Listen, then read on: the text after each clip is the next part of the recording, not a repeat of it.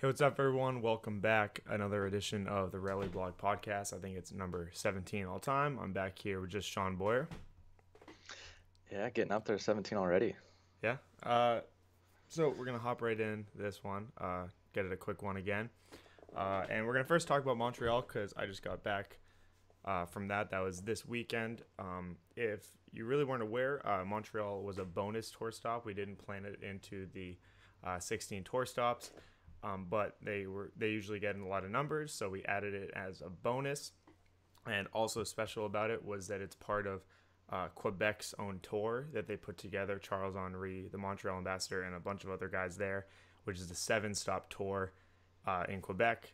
That they just have a bunch of tournaments there. So hop right into that. Sean, did you see the results for Montreal? I did. I saw the top three teams. It was pretty cool to see was it Golden Set who took it? Mm-hmm. Yeah, that's great for them. That was their first tour stop of the year, right? Yeah. Although it was in Canada, we'll give it to them. Yeah, it was funny that like we said, the Americans were going to take that top four over the Canadians. The Canadians did take fifth and sixth. They didn't take the top five because they played out for fifth. But the Americans did dominate. And actually going in, like, the prediction poll was cool because it was split, like Golden Set and Ezra and Skylar. Because, really both those teams could win it. Yep. And then, they ended up playing in the semifinals. If like I didn't get as detailed in the recap, but Skylar and Ezra were like winning pretty good game one, and Golden State brought it back, and Harding actually aced Skylar at 19-20 to send it to extras. Well, that's one way to Yeah, win. it You gotta happens. get the aces on Sky. Yeah, and I've been on the other side of that. I've played with Skylar, and he got an ace at 19-20. So after that, Yeah, the momentum shifts, and Golden State ended up taking it. And then it's actually the other huge. surprise was PB&J, because PB&J in the past three tournaments had gotten round of 16. So we really didn't think that they'd make that top two. Yeah, I really hadn't heard too much about PB&J, but it's good for them. They got second, right? Yeah. So they That's awesome. had a good pool play. They beat Skylar and Ezra, and then they beat us and got that two seed, and then they beat us pretty good in the semis and almost won the finals over Golden Set. And I wasn't too shocked because I actually played them in May in just a really small tournament, and they were really good then. And what we described them after is like they have the skills, they just have to, like a lot of teams, um, but just inconsistency. But in those games against us and the Yeah. games against Golden Set Game Two, when they just were playing with their skills, they won. Yeah, well, they're a young team, right? So it's encouraging to see these types of teams come out and start getting placements on podiums because they're the teams down the road that wants to pick up a little more experience and hone their skills in. They're hopefully winning tournaments. Yeah, and it even shows you like even though Montreal was not the best tour stop as far as depth goes, but like they go from top 16 finishes to a second place. It shows that Yeah, like if on a day you're just feeling well and playing well, you can do well, and like we saw that's that all in it Boston takes. with Anchored. Yeah, so it's cool. Yep. A lot of fun. The Montreal teams, they are good. They're getting really close. Something funny you'll notice is that Mark and Charles, we the North, Hmm. because they travel a lot more to America than the other teams, they have a different style. The Canadian players still hit very far. It's very kind of early last season or Okay. 2015 where they just kind of crank it, and it works a lot of the time, and I'm sure it works against Uh-huh. themselves. But we've seen that before, so we're able to track down the balls better. But then Charles and Mark hit lower and try to play a little differently. And I think that given more exposure, the Canadian teams will start to do better. They just haven't Yep. really seen the styles. Yeah, that's interesting.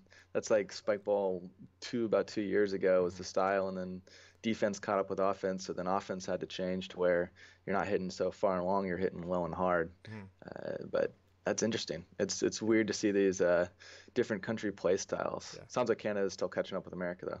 Yeah, just a little behind, but their serves and serve returns are still pretty good because that doesn't change as much. You just rip some serves on the net, so that was helpful, and they have a great community there. A lot of people were like really excited.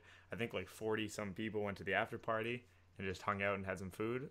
So it was a good Yeah, weekend that's up there. awesome. And I hear you say they had seven tour stop tournaments Yeah, so this season. That's crazy. Yeah, look at the dates, but I think it started earlier in the year. The Montreal was the fourth event, so they have three more, Wow. ending with a tournament September, the end of September, right after our East regionals. I might go up there and try to win another Canadian tournament. Oh, Nice. by the way, so now I've won one tournament in Canada, and now Eric Zizka has won two. So he's got the all-time title on me. So You that's why better I get need up to go there. up in September. Yeah, Better take that no, back. I need to go tie it Now you up can't again. partner up with him though, because then he'll just be one ahead of you. No. Oh, yeah. Well, we'll just get to two, and then we'll play every tournament together and try to just keep it even. There we go.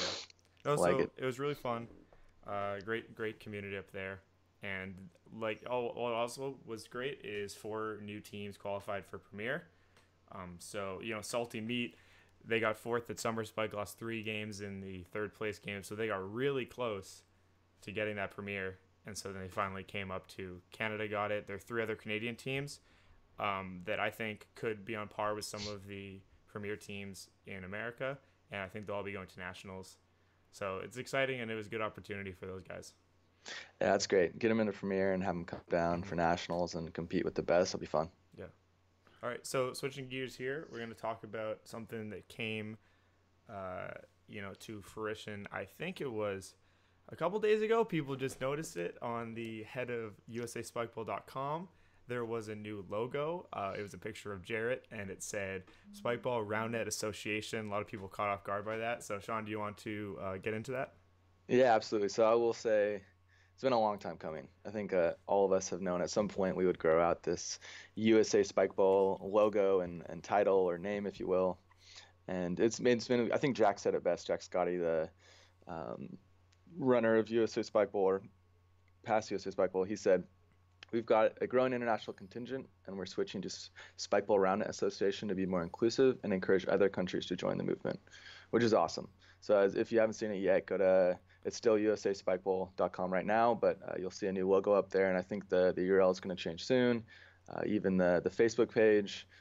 I think it's a good step forward, just to broaden our horizons from a player and community standpoint. Hmm. Something someone mentioned to me was that they thought it was redundant with Spikeball Roundnet, but I think people need to understand that it's Roundnet Association, sponsored by Spikeball. Yeah, it's a As good clarification. as this, it's as if as if it was the National Basketball Association. Say Spalding owned it, and it was the Yep. Spalding Basketball Association. Yeah. So most people know it, but RoundNet is the sport that you play with the Spikeball set. Spikeball is just the company that sells the sets. Many people associate Spikeball with the sport, which is okay, but we don't necessarily want that to be a general opinion, or else we might lose rights to the name. So that is why RoundNet is the name of the sport, hence Spikeball RoundNet Association. Hmm. So it works out. I'm excited about that. Except all the social media is gonna have to change. Yeah, it's definitely a little overhaul. That's why I think Jack did it just overnight without telling anyone, just because these things need to happen. Hmm. Yep, and it'll be cool. It is just funny that it just came out of nowhere, and I thought Jack was maybe Yeah, testing the site and just kind of left it up there. let it But slip. it's fine. I mean, I'm sure it was a long time coming, and it's definitely good going forward because I was in Canada and I was posting stuff about the Montreal tournament on USA Spikeball. Like that Yeah, doesn't make this sense. feels a little weird, Yeah. right? And then we've been asking the Canadian players to play on USASpikeball.com or host tournaments through it. So I think this will just be better in the long run for everyone. Hmm. So it's good, and definitely uh, just feel more inclusive and just a bigger separation for Spikeball and Roundnet, which is helpful for branding and for people to understand what Roundnet is. Yep, Yep. totally agree. So good about that. And now, if we want to, we posted on social media on Facebook, and we got a ton of different comments. So let's Yeah, take a look at these. community responded quickly. Okay. One here that we probably could have a good discussion on. Why double touches in the same movement should or should not be allowed on hard-driven balls? I love this one. I'll let Yeah. you go first because I don't. We may Okay. not agree. Yeah. So when I first thought about this, um, I thought no, we should not have this because it just brings in a gray area. You know, like was that a hard-driven ball? Was it one motion, and all things like that. And I also said that because it happens so few, like it's not very common. Yeah. Maybe it'll happen once or twice a tournament for your team. That we shouldn't even worry about the rule, just let it be. But then it was Jack Scotty. He said because it happens so little, and if we add this, it'll remove the gray area. So instead of being See, that's what I don't know if I agree with that though. But so instead of not being sure if it was good or not, if you just consider it good, then there is no problem at all. So yeah, but I guess so. Let me propose something to you. Okay. At what distance is it no longer allowed? Could it hit off my wrist and then bounce 2 feet off my chest, or is there a maximum distance it has to have? So I think twice? Because of how big that is, it would depend on the speed it took and if you consciously recognize. I think you can tell when people do a second motion. Like when people whiff and they change their shoulder. If you're just here and it's bounce bounce, I don't think that would be a problem. But if you purposely went for the chest, I'd see that. Again, I think that in the cases where it would be iffy, I think you would be able to recognize if it was because if it's quick, if it's really quick, you can't really make any new motion.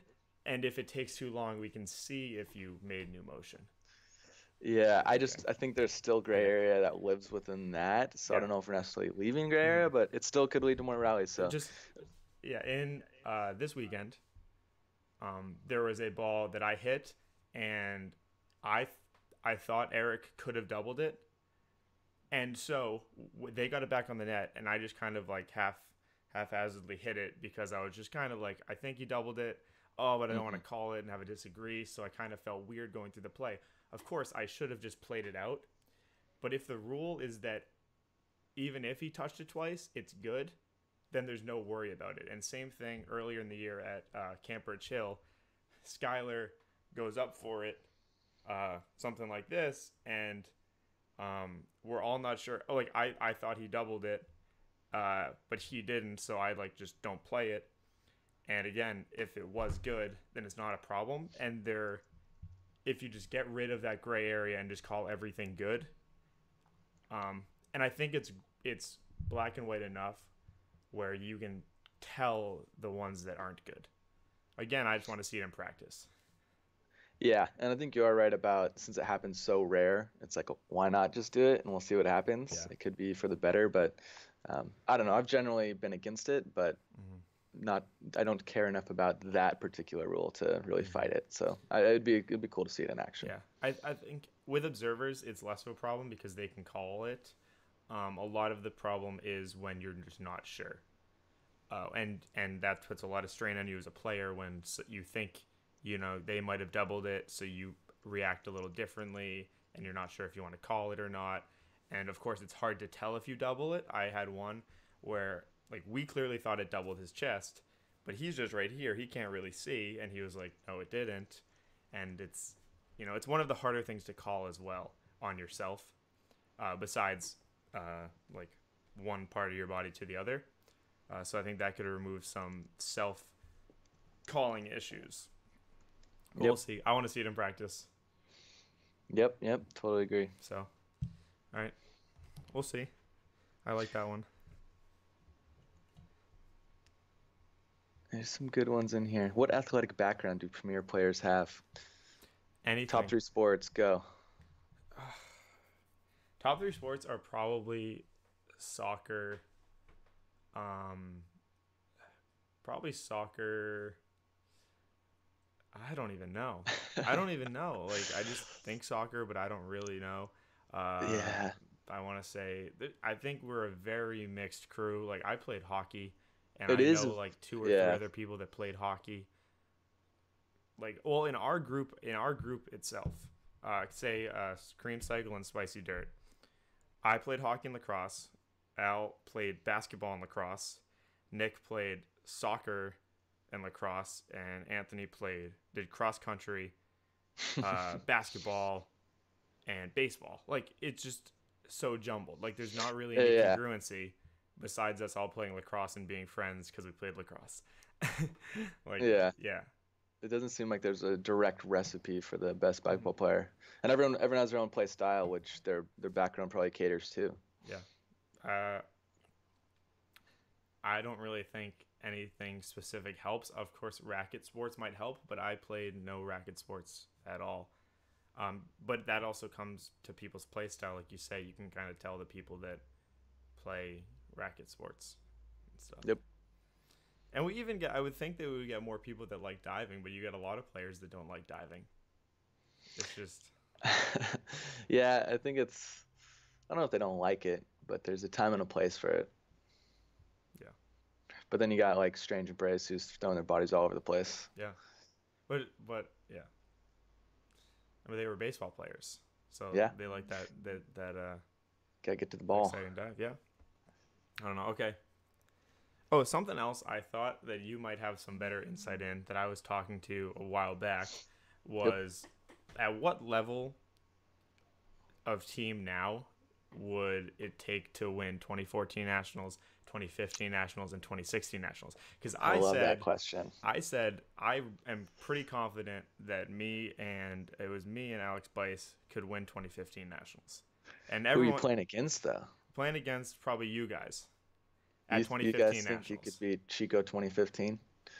I may not be good for this conversation. I'm I gonna be know. biased. Well, you are biased. I'm just thinking Yeah, how much it's better like in I totally see what you're saying. in a year and a half or in like almost 2 years am I not better than you guys were 2 years ago?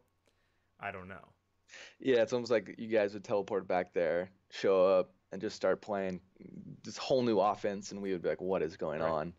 Probably would beat us. I don't know. That's a And serves are a lot harder now, true. I think. I mean, we might not realize it, but Back then, I though, I think don't. they are. I guess 2015 we did have serving lines, Hmm. so we were that far. But that's a good question. I would say 2014 you go even deeper. Yeah. It's just like I think in a year and a half that progress is there.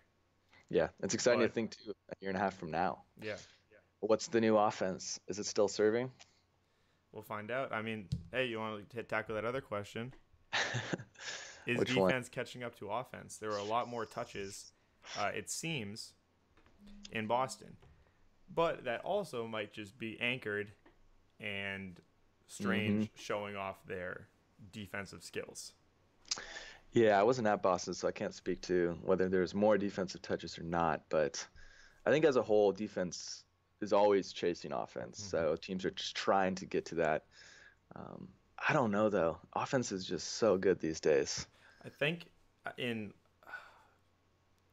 defense might again be catching up, but I think more of it is people are getting better at sets from bad touches. So if we Yep. get a bad touch, that's more likely that a rally will be created, which leads to more rallies and more defense. So maybe the hands were there, but now people's setting is better, and their hits from off the net are better.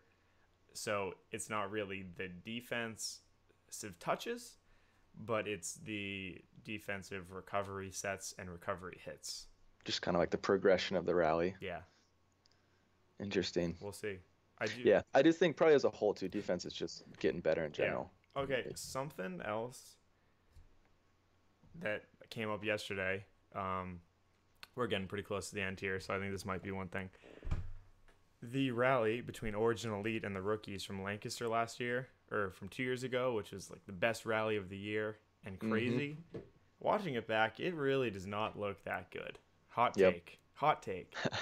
Gonna make some There were enemies. 4 or 5 bad hits, and the long gets. There was a good up by Tyler, um, and a good up by Dylan, but both of those were not very far. Do you want an even hotter take? Yeah, I was saying this stuff at the time. really. Maybe that's just because that's how I thought, Yeah. but I don't know. I always thought back then that long rallies developed out of poor offense. Hmm. Well, So I do remember Skylar commented on something like they all should have put those balls away, and someone was like, "Come on!" And then you look back, you're like, "Yeah, they should have." yeah, it's still impressive though. I mean, they kept it alive and then chased down Yeah. some crazy balls. Here we go. Let's see if I can pull this up real quick. You can't see it, but I just want to pull it up for the stream. Oh yeah, it's for sure worth bringing up. It's a damn good rally. It goes down in the books. Well, also Jenna's camera work makes it look a lot better than it is. If you look at it from the second camera angle, it does not look nearly as good. Okay. Yeah, she had a stabilizer too, right? Yeah. Yeah, that makes for great footage. Let's check this out. Okay, let's see if I can do this. Boom. Gotta love technology. There it is. Cool. So it's in the middle of the screen. Let's get a little Mike White commentating. So I'll put it down here, kind of in between you and I.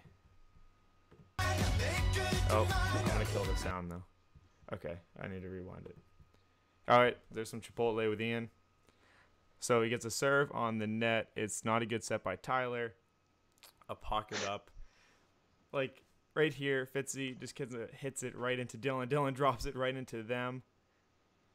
Like not very much offense is going on. This is a pretty good up, but again, that is not farther than anything we have seen. That dive by Tyler came from a bad set. And then again, Dylan doesn't go that far here. You can't see this, Sean, so I feel bad. I remember it. It's just, see, this is a great up by Dylan right here. And I think that's probably the best part.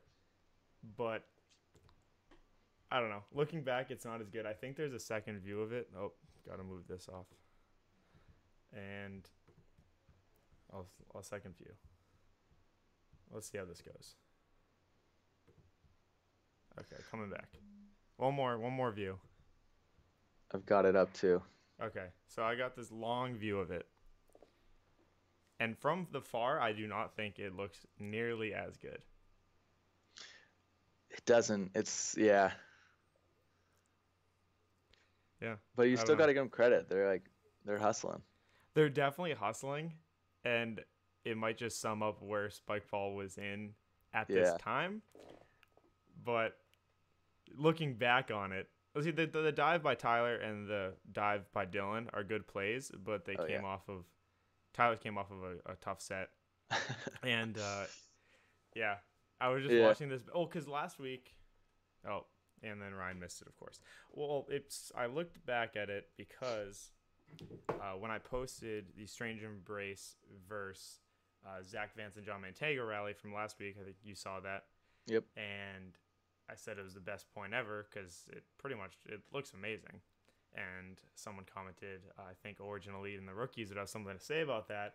And so I watched this back, and I just think that the Strange versus Vance and Mantega rally is so much better. It's so much better. I mean, it's, 2 years later of play? And even, some of the hits are high and from off the net, but the defense that they have to do to get those are so much better, and the hits, when given a bad set, are so much better. In this other rally, when there's a bad set, they kind of just hit it on lightly. Mm-hmm. Where nowadays, you just kind of crush it far and hope they can't get it. Yeah, exactly. All right. That's why we see such fewer long rallies, I think. Yeah, people are better. Okay, so I think that'll do it for here.